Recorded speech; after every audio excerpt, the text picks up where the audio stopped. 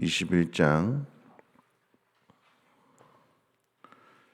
11절로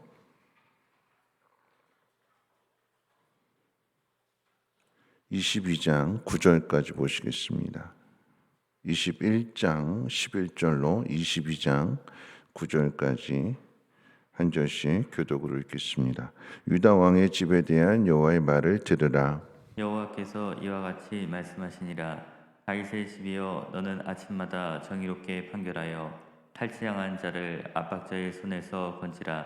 그러하지 아니하면 너희의 악행 때문에 내 분노가 불같이 일어나서 사르리니 능히 끌 자가 없으리라. 여호와의 말씀이니라. 골짜기와 평원 바위의 주민아, 보라. 너희가 말하기를 누가 내려와서 우리를 치리요, 누가 우리의 거처에 들어오리요 하거니와 나는 내 대적이라. 내가 너희 행위대로 너희를 벌할 것이요, 내가 또 수풀에 불을 놓아 그 모든 주위를 사르리라. 여호와의 말씀이니라. 여호와께서 이와 같이 말씀하시되 너는 유다 왕의 집에 내려가서 거기에서 이 말을 선언하여 이르기를, 다윗의 왕위에 앉은 유다 왕이여, 너는 내 신하와 이 문들로 들어오는 내 백성은 여호와의 말씀을 들을지니라. 여호와께서 이와 같이 말씀하시되 너희가 정의와 공의를 행하여 탈취당한 자를 압박하는 자의 손에서 건지고 이방인과 고아와 과부를 압제하거나 학대하지 말며 이곳에서 무죄한 피를 흘리지 말라. 너희가 참으로 이 말을 준행하면 다윗의 왕위에 앉을 왕들과 신하들과 백성이 병과 말을 타고 이 집 문으로 들어오게 되리라. 그러나 너희가 이 말을 듣지 아니하면 내가 나를 두고 맹세하노니 이 집이 황폐하리라. 여호와의 말씀이니라. 여호와께서 유다 왕의 집에 대하여 이와 같이 말씀하시니라.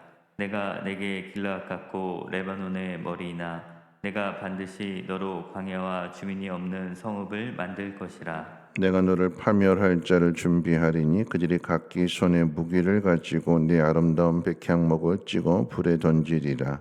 여러 민족들이 이 성읍으로 지나가며 서로 말하기를, 여호와가 이 큰 성읍에 이같이 행함은 어찌 됨인가 하겠고, 같이 있습니다. 그들이 대답하기에는 이는 그들이 자기 하나님 여호와의 언약을 버리고 다른 신들을 절하고 그를 섬긴 까닭이라 하셨다 할지니라. 아멘. 죄라고 하는 것은 단지 그냥 하나로만 끝나지 않고 이 죄는 연결이 됩니다. 그러니까 예를 들어서 십계명을 놓고 이야기할 때에 안식일을 거룩하게 지키라라고 하는 이 네 번째 계명을 우리가 범하게 된다면 단지 그냥 한 날을 지키지 않은 것으로 끝나지 않고 안식일을 지키지 않았다라고 하는 것 자체가 하나님 외에 다른 것을 섬겼다라고 하는 의미가 되는 것이며, 또한 그 날을 도적질했기 때문에 욕심으로 인해서 도적질한 죄도 연결되고, 또 3계명 하나님 믿는 사람임에도 불구하고 그날을 거룩하게 지키지 않게 될 때에 하나님의 이름을 망령되이 일컬어지게 하는 그런 죄를 범하게 되는 거죠. 그러니까 하나의 죄로 끝나지 않고 이 죄는 또 다른 죄로 연결되어진다라고 하는 것이고, 하나를 지키지 않으면 다 지키지 않은 것과 똑같은 의미가 되는 것입니다. 오늘 우리가 읽은 이 본문 말씀 가운데 12절에서는 이렇게 이야기했어요. 다윗의 집이여, 너는 아침마다 정의롭게 판결하여 탈취당한 자를 압박자의 손에서 건지라 그랬는데 그 일을 행하지 않았어요. 다윗의 집이라고 하는 것은 왕들에 대한 이야기입니다. 예레미야 선지자가 40년 동안의 사역을 하면서 네 명의 왕이 바뀌게 되는데, 그 네 명의 왕이라고 하는 것은 이 남유다가 망하는 시대의 왕들입니다. 망하는 시대 왕들이니까 하나님의 공의를 찾아볼 수 없는, 순종이라기보다는 모든 행위가 다 불순종하게 되는 그런 모습들이거든요. 이 왕들이 어떤 일들을 행하였는가? 하나님의 정의를 나타내지 않았대요.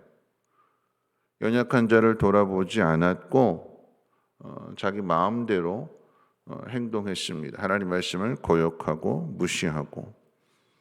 13절은 백성들의 이야기입니다. 백성들의 이야기. 그런데 이 백성들의 죄라고 하는 것은 골짜기와 평원 바위에 사는 거민들아 그랬어요. 골짜기하고 평원 바위라고 하는 것은 예루살렘의 위치를 이야기하는데 천연 요새입니다. 그러니까 자연이 그러니까 하나님이 만들어 주신 자연적인 요새예요. 올라가는 것도 쉽지 않은 그곳에 성을 세웠기 때문에 아무리 무기가 좋다 할지라도 2배, 3배 이상의 노력을 기울여야 정복할 수 있는 쉽지 않은 그런 곳에 살고 있는 사람들이기 때문에 자랑하는 거예요. 누가 우리를 치러 올라오겠느냐?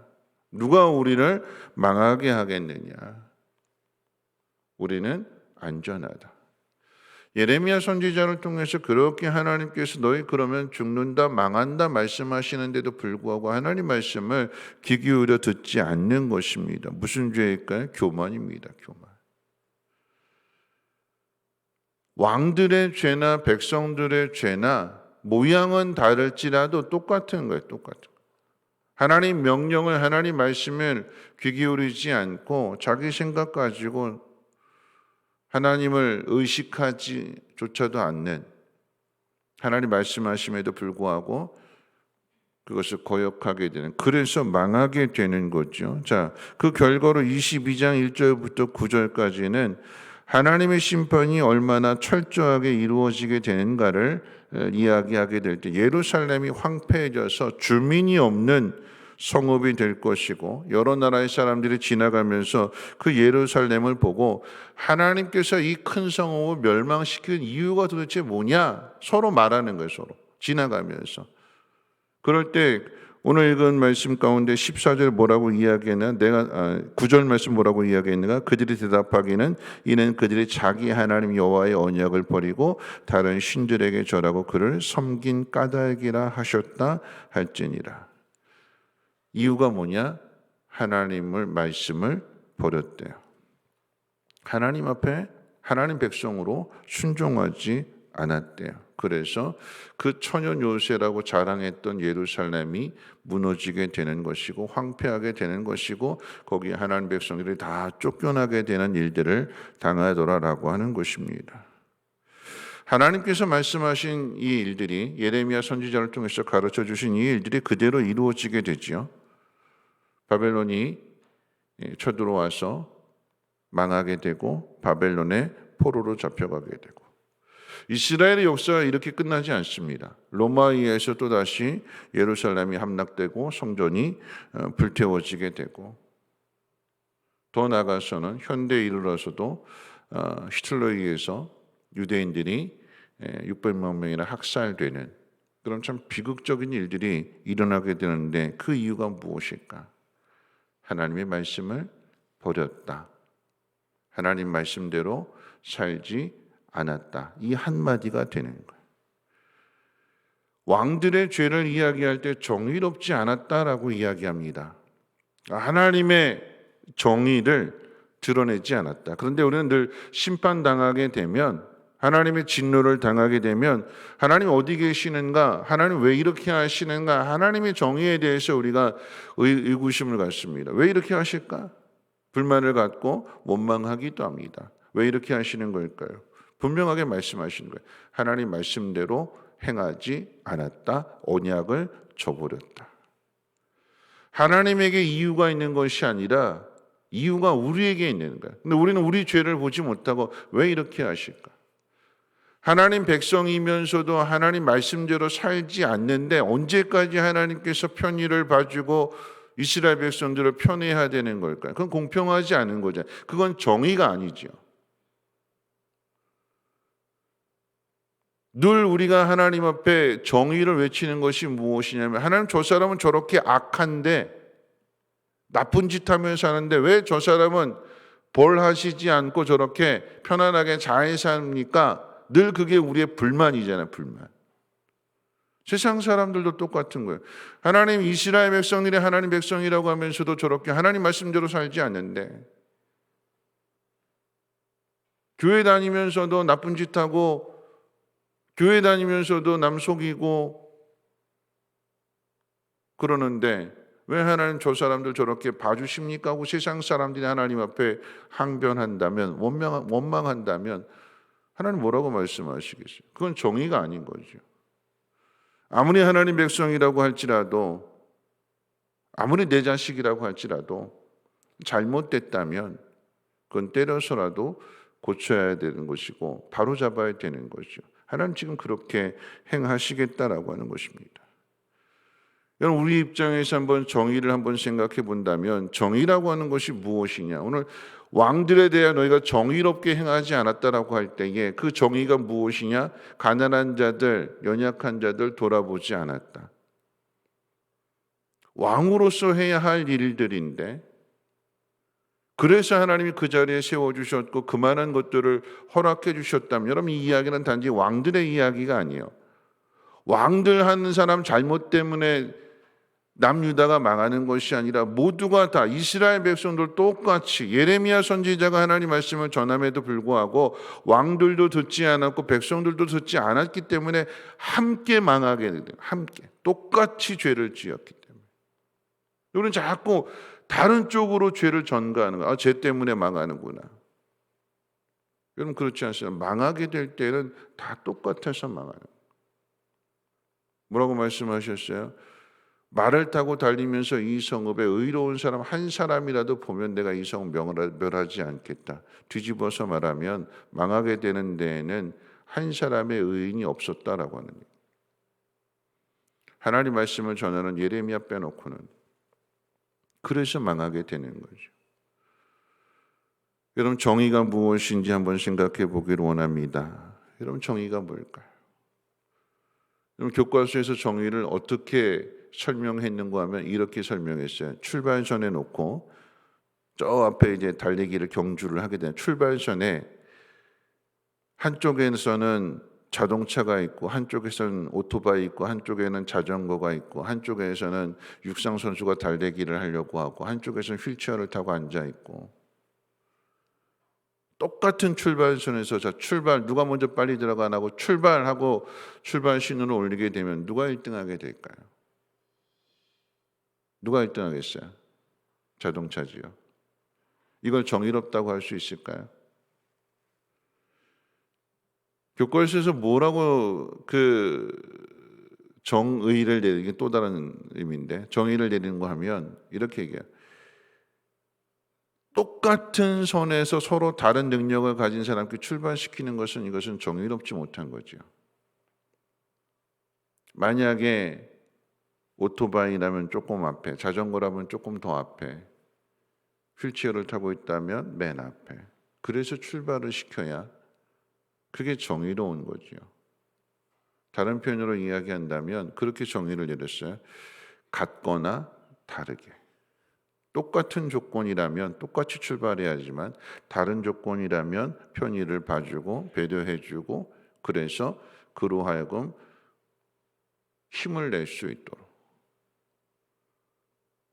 오늘 본문 말씀 가운데 나그네와 고아와 과부와 이런 사람들을 언급하게 되는 것은 그들이 연약한 처지를 돌아보고 그들이 배려를 받아서 그래서 똑같이 출발할 수 있도록, 그게 정의입니다. 그게 하나님 나라의 백성의 모습입니다. 나만 그냥 목표 좀 바라고 나 혼자만 달려가는 게 그게 정의가 아니라 함께 가는 것. 그런 의미에서 요한복음 5장의 베데스다 연못의 모습을 우리가 다시 한번 되새겨봐야 되는데, 내가 먼저 들어가서 내 병 고침 받겠다고 주변에 있는 사람은 돌아보지 않기 때문에 거기에 38년 된 병자가 있는 거 아니겠습니까? 그 병자를 주님이 가장 먼저 고쳐주셨어요. 정의가 어디에 있는가? 정의는 하나님 말씀을 따르는 데 있습니다. 선지자들 놓고 본다 할지라도 정의가 어디에 있는가라고 이야기할 때에 앞서 이야기했던 바수울이나 스바냐나 이런 사람들에게 있지 않고, 예레미야 선지자의 고난을 당할지라도, 핍박을 당하고 매맞고 감옥에 갇힌다 할지라도 하나님 말씀을 붙들고 그 말씀 가운데 순종해서 그 말씀을 전하는, 그게 정의지요. 정의가 어디에 있는가? 하나님 말씀 가운데 있어요. 그 말씀대로 행하게 될 때에 연약한 자를 돌아보게 되는 것이고 하나님의 긍휼의 마음으로 그를 도와주고 그를 섬겨서 함께 걸어가게 되는 게 아니 오히려 그를 앞세워서 나는 뒤따라가게 되는 것 그것이 겸손이지요. 그것이 정의입니다. 이런 말씀을 맺으면서 누가 정의로운가?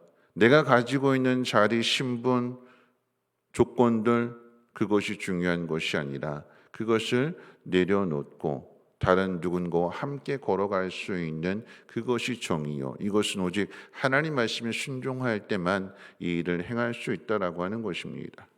고아와 과부와 이방인들 나그네를 돌아보라라고 하는 것은 누가 이 말씀에 순종하는가? 하나님을 사랑하는 사람만이 이 일을 행할 수 있는 거 아니겠습니까? 늘 말씀드리지만 돈 있는 사람이 하는 거 아니에요. 여러분 우리는 늘 하나님 돈 주시면 하나님이 일하겠습니다라고 했는데 하나님 주셔도 안 하잖아요. 누가 할까요? 믿음이 있는 사람이 해요. 어렵고 힘든 처지에서도 믿음 있는 사람은 하나님 말씀 가운데 순종하는데 그보다 더 좋은 환경에 있으면서도 안 하는 사람은 안 해요. 하나님이 우리에게 맡겨주신 일들 이것이 정의롭게 사용되어져서 하나님의 영광을 받으실 때 그 성이 안전한 것이며 지켜지게 되는 것이지 그저 나만 생각하고 하나님 말씀을 귀 기울이지 않는다면 그것은 정의롭게 살지 못하는 것이요. 그런 사회는 정의로운 사회가 될 수 없습니다. 정의는 세상에 있지 않습니다. 정의는 대통령에게 있지 않습니다. 정의는 오직 하나님 앞에 있습니다. 하나님 말씀대로 행하는 사람이 정의롭게 살아가는 사람이요. 그 사람을 통해서 하나님의 나라가 이루어진다는 것을 꼭 기억하시고 오늘도 하나님 말씀에 귀를 기울이고 하나님 말씀 따라 살아갈 수 있는 저와 여러분들 되시기를 주님의 이름으로 부탁을 드리겠습니다. 우리 찬송가 460장 찬송 드리겠습니다.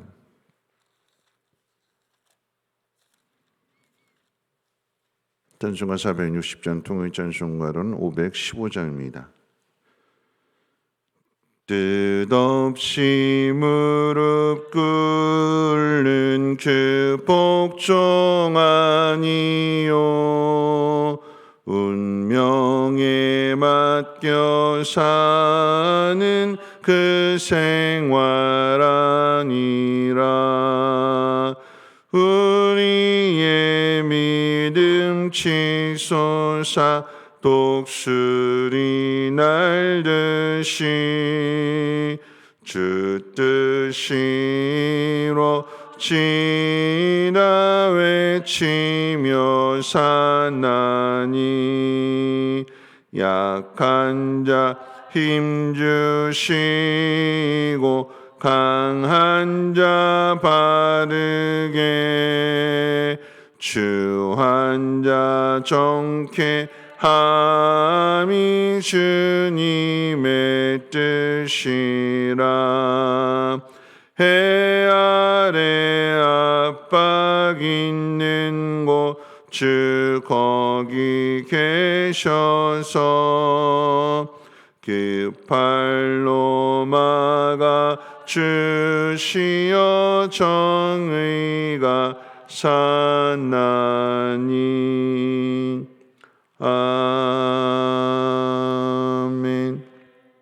오늘 말씀 생각하면서 함께 통성으로 기도하실 때 예레미야 선지자가 이스라엘 백성들 남유다의 죄를 지적하잖아요.